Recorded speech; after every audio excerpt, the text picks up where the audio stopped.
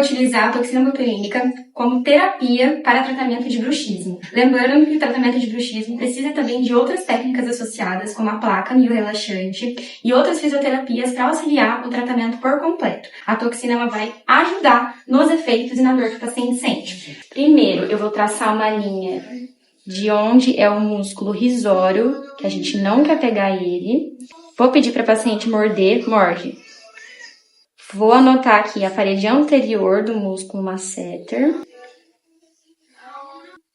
Aqui a gente vai aplicar 3 pontos, mais inferior possível, para evitar de pegar o músculo risório. 10 unidades mais ou menos em cada ponto, totalizando 30 unidades de cada lado. Eu também posso pegar aqui na têmpora e fazer 2 pontinhos, se eu sinto que a paciente pega na têmpora também. A dela não chega a forçar aqui, então vai ser só uma setter.